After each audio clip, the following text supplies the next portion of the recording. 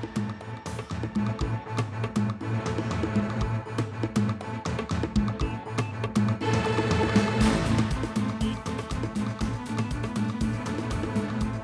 est 19h50, bienvenue dans ce journal de la rédaction. Au sommaire ce soir, la visite de travail du président de la transition gabonaise en Côte d'Ivoire, où il a été sur les installations de la centrale d'Azito et le Centre national de recherche agronomique. La première dame du Gabon, également en visite en Côte d'Ivoire, se trouvait-elle avec la première dame de Côte d'Ivoire, Dominique Ouattara. Elles ont visité ensemble le groupe scolaire Children of Africa. Adjamé affiche un nouveau visage après les opérations de déguerpissement initiées par le district d'Abidjan. On fait le point dans ce journal. En visite de travail et d'amitié de 3 jours en Côte d'Ivoire, le président gabonais Brice Clotaire Oligui Nguema s'est rendu à la centrale thermique d'Azito, à Yopougon, et au Centre national de recherche agronomique dans la commune de Songon, dans le cadre du renforcement de la coopération agricole et énergétique entre la Côte d'Ivoire et le Gabon. Pierre Dipomélin, Fulgence Kissidou. Le président de la transition au Gabon, Brice Clotaire Oligui Nguema, et sa délégation étaient accompagnés du Premier ministre ivoirien et plusieurs membres du gouvernement dans la commune de Songon, dans le cadre de la visite du CNRA, le Centre national de recherche agronomique. La Côte d'Ivoire est un géant africain en matière agricole. Le Gabon veut s'inspirer du modèle ivoirien. Le ministre Adjoumani, en charge de l'agriculture, a dit l'engagement de la Côte d'Ivoire à travailler avec le Gabon, notamment sur la production de semences. Les chercheurs du CNRA travaillent depuis de longues années en parfaite synergie avec leurs pairs du Gabon.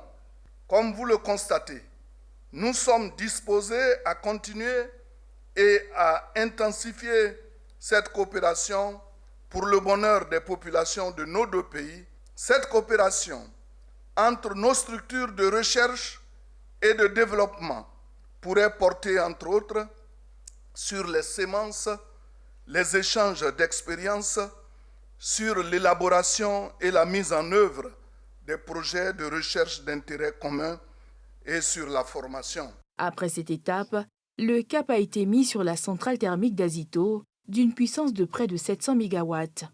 Après avoir fait le tour des installations, le président gabonais a dit son espoir de voir son pays sortir de la crise énergétique marquée par un délestage, aussi bien à Libreville que dans les provinces. Nous souffrons au Gabon d'un problème de délestage. Donc le fait de venir ici sur cette centrale et regarder, c'est un modèle qui nous inspire. Qui nous inspire parce que je me dis que la coopération, on peut l'avoir entre nous, cette coopération sud-sud. Et mon grand frère, le président Ouattara, a promis m'accompagner dans ce domaine. Donc il est tout à fait naturel pour nous de venir jusqu'ici et de regarder ce qu'on peut faire ensemble pour le bien de nos populations. La Côte d'Ivoire et le Gabon entretiennent de très bonnes relations diplomatiques établies dès le lendemain des indépendances en 1966. La coopération s'est intensifiée ensuite, notamment au niveau agricole et énergétique. Également en visite en Côte d'Ivoire, la première dame gabonaise s'est rendue ce vendredi au groupe scolaire d'excellence Children of Africa en compagnie de la première dame de Côte d'Ivoire, Dominique Ouattara. Après une visite de l'établissement, elle s'est dite satisfaite de la qualité de l'infrastructure qui doit servir de modèle pour l'amélioration de l'éducation en Afrique. Nadia Eja, Tanguy Kona. Après l'hôpital mère-enfant de Bingerville, le groupe scolaire d'excellence Children of Africa, d'Abobo, reçoit la visite de la première dame gabonaise, Zita Oligui Nguema. À ses côtés, pour s'imprégner du modèle de cette école, ouverte depuis 2020, la première dame de Côte d'Ivoire, Dominique Ouattara, fondatrice de ce lieu d'excellence, d'une capacité de prise en charge d'environ 700 élèves. Sur les lieux, un accueil chaleureux leur est réservé par les tout-petits qui n'ont pas boudé leur plaisir de recevoir ces illustres personnalités.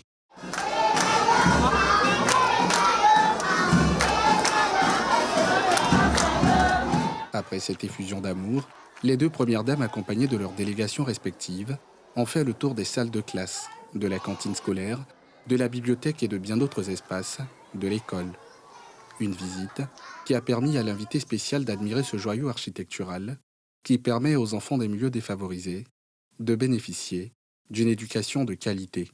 Une école d'excellence, l'excellence, l'avenir de demain, l'élite de demain, ce sont nos enfants et nous sommes dans le devoir de les encadrer. Je suis très contente d'avoir visité cette école. Et nous sommes là pour regarder, nous sommes là pour partager ensemble. Et nous nous inspirons de notre chère aînée ici, Madame Ouattara, qui a ménagé aucun effort pour les populations ivoiriennes.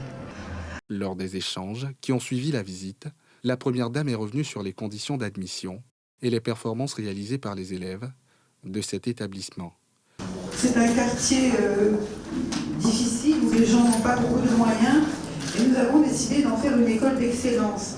À savoir que les élèves qui étaient admis, tout était pris en charge gratuitement par la Fondation, tout, c'est-à-dire les vêtements, les bourses, il n'y a pas de bourse, la cantine, il n'y a pas de frais scolaires, mais à la seule condition qu'ils aient de très bonnes notes. Et c'est quelque chose qui a bien fonctionné puisque nous avons de très bons élèves qui ont même gagné des prix d'excellence nationaux qui sont donnés par le président de la République chaque année. Et c'est un modèle qui marche bien, les enfants sont heureux.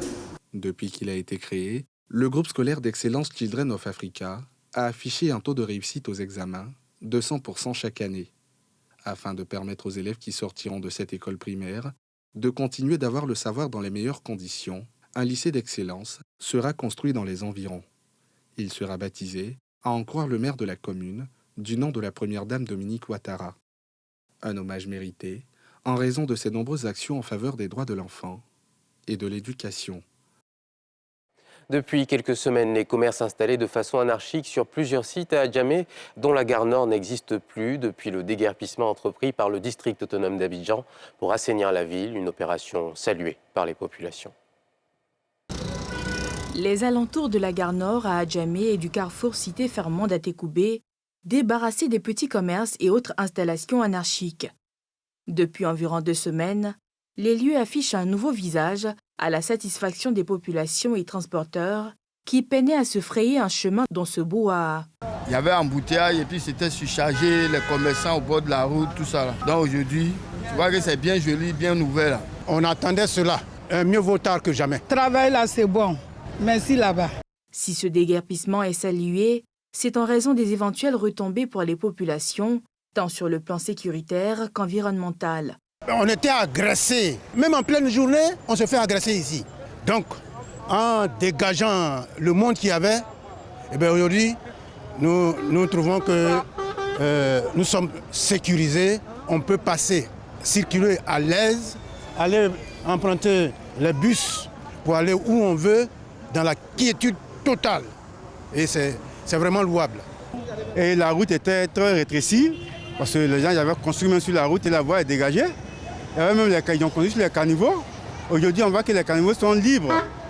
Si vraiment il a pu terminer les travaux, arranger, déboucher les caniveaux, je pense que maintenant, l'eau va circuler normalement et il n'y aura plus d'inondation dans le quartier. Pour les transporteurs qui traversent ce périmètre, c'est surtout un gain de temps pour plus d'efficacité. C'est quand les voyages sont rapides qu'on arrive à voir pour nous, mais quand c'est lent, il y a trop d'embouteillages, voilà. Donc en tout cas, actuellement, c'est bon. S'ils acclament ce grand nettoyage, la plupart plaident pour la réinstallation des activités économiques détruites. L'État n'a qu'à nous, au moins nous structurer, parce que nous aider, nous donner un site. Parce qu'on ne peut pas venir nous trouver ici, nous enlever ici. Pendant des années, nous sommes ici. On doit au moins nous recaser quelque part. Moi, on n'a même pas de site. Nous venons matin, on nous retrouve comme ça, nous sommes des pères de famille. On fait comment? Demain, si on va voler, vendre quoi? Hein? On n'a rien reçu. Si on va à l'aventure, encore on prend l'empire. Que de rester au pays, on fait comment? Les petites activités que les jeunes faisaient. Regardez les jeunes un peu, donner un peu d'argent pour que les gars prennent une autre activité. Mais sinon, le travail est bon, c'est bien fait. C'est bon, c'est seulement les gens qui sont quittés sur cette lieu-là. Si l'État peut les arranger pour trouver un endroit où chacun peut s'installer pour se débrouiller à ce vent. Parce qu'il y a d'autres dedans, parmi eux aussi là, c'est eux qui font les familles. C'est eux qui font les familles. Aujourd'hui, là, ils sont à la maison, ils n'arrivent pas à se vendre. Mais s'ils ont trouvé un endroit, si l'État a créé un endroit pour eux, à un prix qu'ils peuvent avoir pour prendre pour se débrouiller, c'est encore mieux quoi. Les déguerpissements des installations anarchiques au niveau de la gare Nord et à Gbancité Fermont s'inscrit dans une vaste opération initiée par le district autonome d'Abidjan. Le calme est revenu dans le village de Ngovia, dans la région de la Marawe, secoué il y a quelques jours par des violences. Les jeunes de la localité, en colère face aux dégâts causés par l'exploitation de la mine voisine sur leur village, avaient saccagé des biens de l'entreprise exploitante. Informés, les autorités préfectorales ont effectué le déplacement sur place pour ramener le calme. Mardoché Kwasi, Sylvanus Gay. Ngovia, dans la région de la Marawe, à 50 km de la capitale politique ivoirienne, Yamoussoukro. Plusieurs engins de la société minière ont essuyé la colère des habitants des villages riverains du site minier de Ngovia. Ils reprochent à la société d'exploitation minière de ne pas respecter ses engagements et le cadre environnemental. C'est le non-respect des engagements pris par Perseus depuis 2-3 années derrière. Alors, les populations se plaignent des fissures de nombreuses maisons, de l'excès de poussière qui engloutit le village et de la verse à stérile qui pousse à une hauteur très considérable, à 50-60 mètres du village, et puis aussi des déchets domestiques qui engloutissent aussi le village. Alors, Perseus avait promis depuis 2 ans créer des dépôts de déchets avec une mise à disposition des engins pour récolter ces déchets-là. Ça n'a pas été fait. Perseus avait promis aussi réparer les maisons fissurées, voilà, qui sont les effets après dynamitage, et jusque-là, ça n'a pas été fait. Alors, sous l'effet de la colère, voilà, certains jeunes ont préféré s'adonner à ces tels actes. Si aucune perte en vie humaine n'est à déplorer, de nombreux dégâts matériels ont été enregistrés.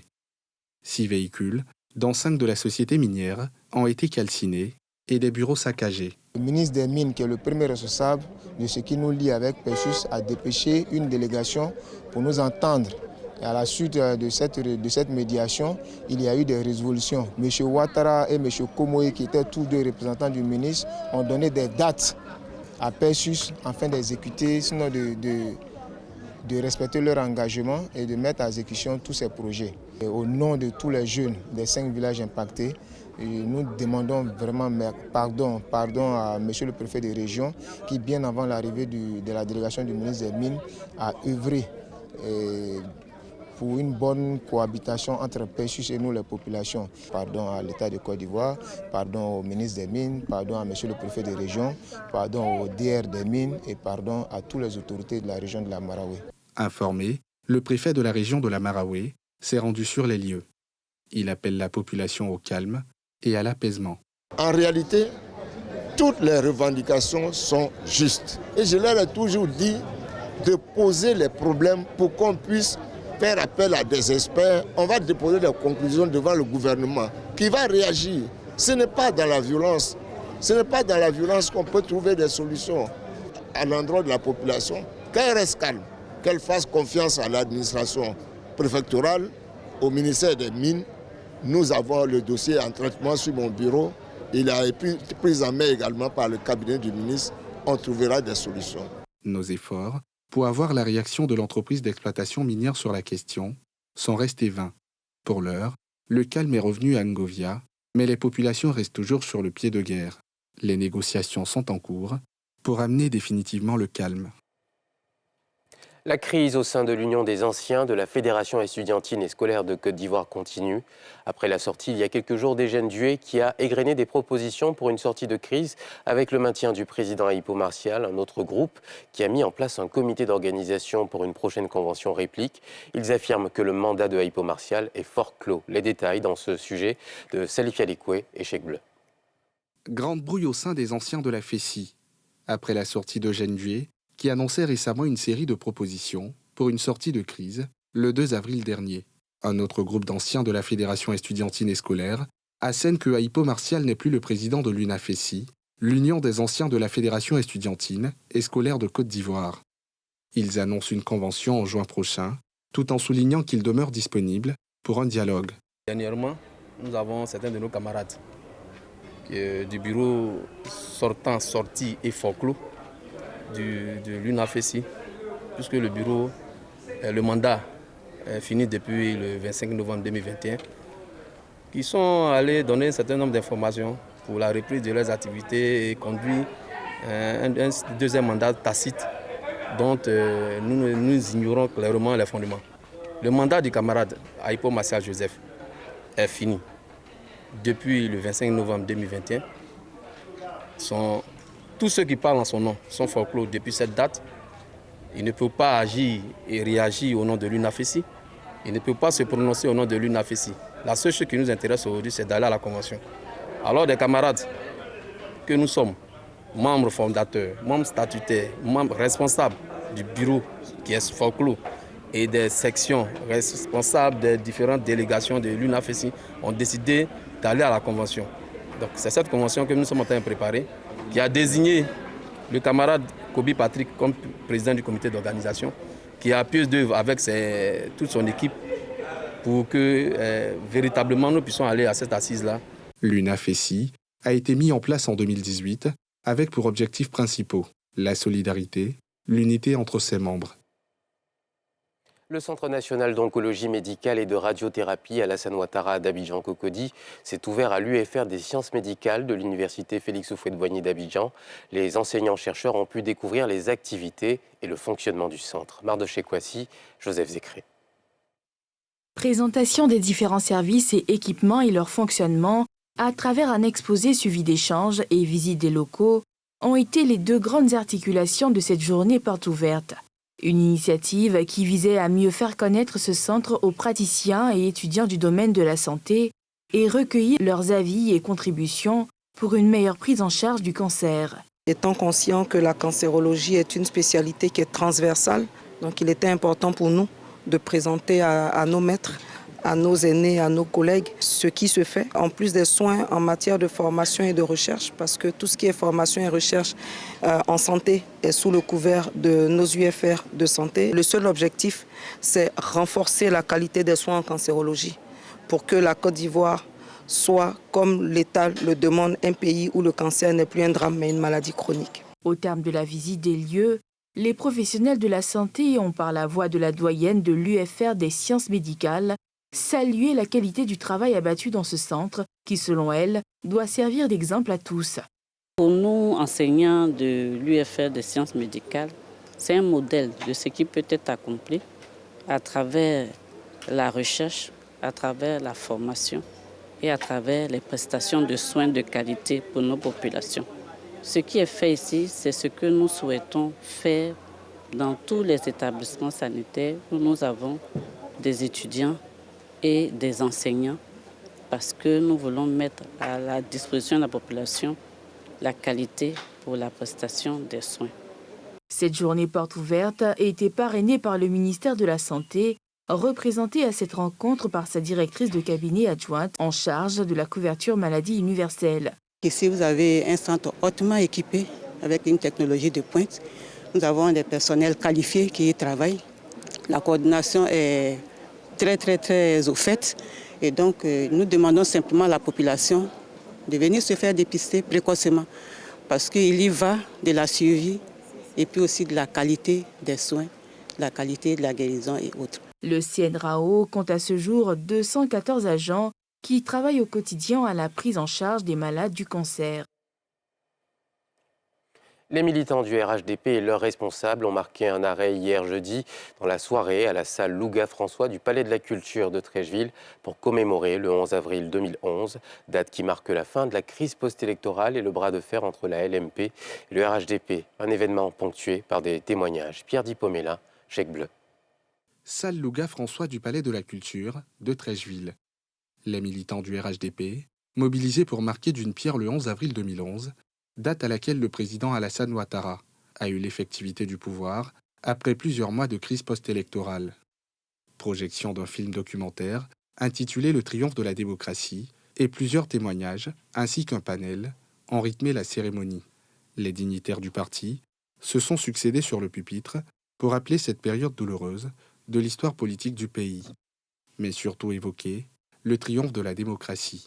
N'eût été l'esprit de paix, n'eût été l'esprit de paix de son Excellence, Monsieur le Président Alassane Ouattara, la crise qu'a connue la Côte d'Ivoire après l'élection présidentielle de 2010 aurait été des plus tragiques, peut-être même en Afrique. Un homme de dialogue, de mesure et de paix, il n'a pas cédé aux provocations ni aux intimidations. Il a plutôt privilégié les voies de la légalité constitutionnelle et de la diplomatie, qui ont sans doute été longues et lentes, mais qui ont fini par payer. Mesdames et messieurs, ainsi, le génocide qui se profilait à l'horizon a pu être évité pour laisser place, le 11 avril 2011, à un vent de démocratie, à un vent de liberté. Pour renforcer le socle de notre démocratie, le chef de l'État a ouvert l'espace politique pour permettre à l'opposition de prendre toute sa place dans le jeu démocratique.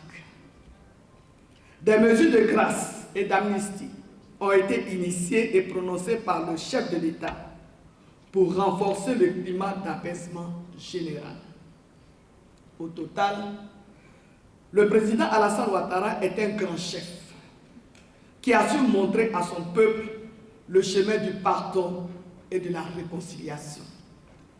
La crise post-électorale a duré 5 mois, de décembre 2010 à avril 2011, avec l'arrestation de l'ancien chef d'État Laurent Gbagbo, après plusieurs jours d'affrontements à Abidjan, la capitale économique du pays, entre deux factions armées.